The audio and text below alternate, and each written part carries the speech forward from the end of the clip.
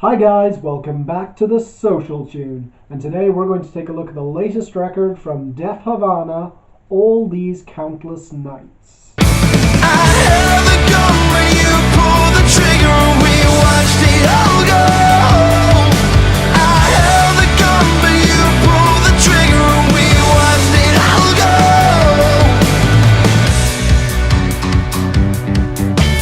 I'll be honest, I would not normally cover this. I have a natural aversion to this brand of alternative rock music, mainly because a lot of it falls under the car commercial music brand. But one of you guys requested this, so I couldn't exactly refuse. And anyway, this looked to be an interesting release either way, because this record almost wasn't released. Back in 2014, the band nearly threw in the towel and broke up, due to tensions within the band and, most of all, their piles of debt. The band members supposedly went through one of their most stressful times together, and were planning to break up after their performance at the Leeds and Reading Festival in 2016. However, while they were playing there, they remembered how much they enjoyed playing together, and frontman James L.O.V.E suddenly had a burst of inspiration and started writing songs for this album. So okay, this sounded like a labor of sweat and blood if ever there was one. So what did we actually get? Well, this is definitely a return to form for the band, and while it may be a very, very different beast from Fools and Worthless Liars, which is probably their best album, I'd argue this is their best album since then. And it's certainly their most varied album to date, at least in terms of its sound. So let's get into that sound by kicking things off with the production. I can't fight the feeling, I can't fight the feeling inside. It's the little things, oh it's the little things that you hide. Even you can't see, I got the fever in me.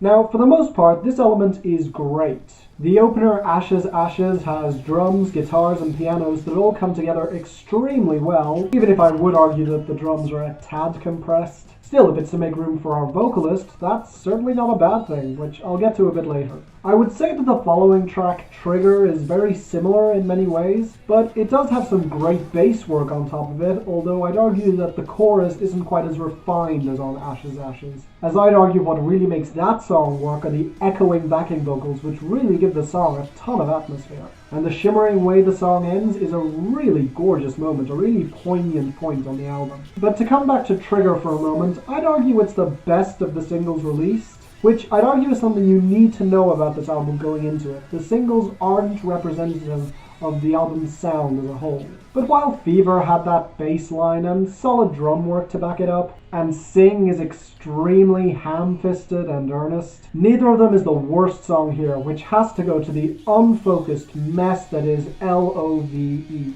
Lyrically it's uninteresting, and the distortion on those guitars make it a very grating and overproduced track. Definitely the weakest song on this album. Now, it's not the only song here that uses effects to give its guitars a more scuzzy feel, as both Fever and Pretty Low are guilty of this. But at least those songs back it up with some better elements, like, again, Fever's bass line. Speaking of which, the bass work across this album is really good, with the highlight easily coming on England, one of the best songs on this album. Although the first track on this album that I loved through and through was the stripped back song Happiness, which builds steadily throughout its entirety off just an acoustic guitar before adding in drums and more guitars towards the end. It's a damn solid ballad. However, Happiness isn't the best acoustic ballad on this album, as that distinction has to go to Seattle. Which reminds me a little of Sturgill Simpson's Turtles All the Way Down when it comes to its sound, which is not a bad thing at all. By contrast, the first moment of true experimentation is on Like a Ghost, with those odd Daft Punk-esque distorted vocals and that ghostly production, both quite fitting for a song with that title. Not to mention the guitar solo on that track, which actually reminds me of something you'd hear on a Fleetwood Mac song, which is certainly a compliment.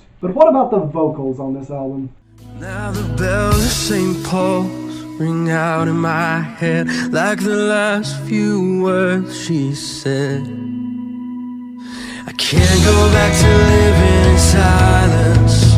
No, I can't go back to sleeping alone. Now, one of the reasons that I really don't like a lot of alternative rock music is because of the vocalists, as a lot of them tend to sound the same. However, I can't deny the band that they have an excellent frontman. James Vecchiolotti is extremely talented and he carries a lot of this album. In many ways he reminds me a lot of Fall Out Boy frontman Patrick Stump when it comes to his more dramatic range. And while I may not like him quite as much, I'd argue he sells subtlety better than Patrick ever did. Which I'd argue you kind of need on songs like Happiness and Seattle, where most of the performance comes through on the delivery rather than the instrumentation. And he's solid across this album, even on L.O.V.E. My only complaint is that his voice can occasionally carry too much of the song, as his vocals are powerful enough to occasionally drown out some of the more interesting instrumental moments. And now, let's get to the lyrics.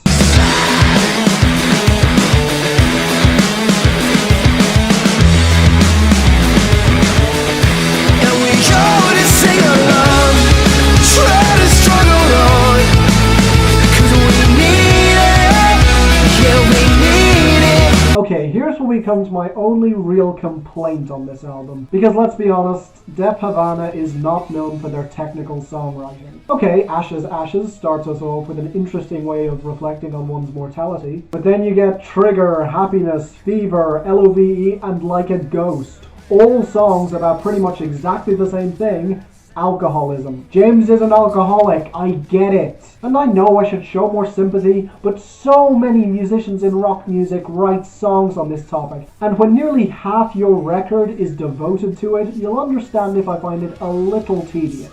To put it bluntly, too much self-loathing on an album can be too much for the listener, even if it's therapeutic for the artist in question. Now what this does is force you to pick the best songs that handle this subject matter, and you tend to kind of alienate the others. And for me, I still really like a Ghost, and I love Happiness, so I just kind of started skipping the other three, even though I'll admit to occasionally playing Trigger a couple of times. It's still a good song, even if it is a little ham-fisted. My favorite songs on this album were actually the tracks named after locations, particularly the 1-2 punch of England and Seattle. The former is basically a huge middle finger to the country he was born in, which is kind of hilarious, and a song that I can't exactly picture him singing on tour there. Also, it's one of the best written songs on this album, as he flat out calls England a vampire and marvels at the fact that he was ever happy there as a kid. And sure, he never outright says the word Brexit, but it's very much implied, especially due to references towards his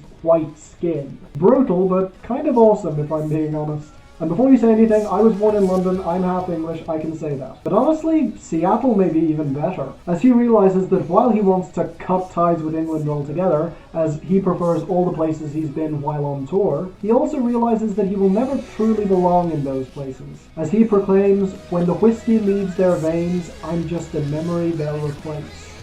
Wow. So ultimately, Deaf Havana fans, you'll probably enjoy this. But I can see some of you being thrown off by some of the more experimental moments. Still, I'd ask you to please give this album a chance regardless.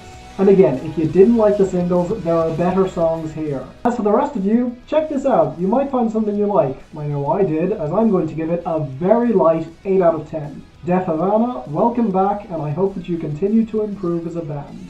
Just keep an eye on your bank balance next time round, okay? So, thank you guys for watching. If there are any other albums that are coming up in the next month or so, please post them in the comments or tweet them at me so I can listen to them and possibly review them. You'll find a link to my Twitter in the description. Please feel free to follow me if you'd like. Please subscribe so you don't miss a thing. And until the next time, I'm Finn, and this is The Social Tunes, signing off.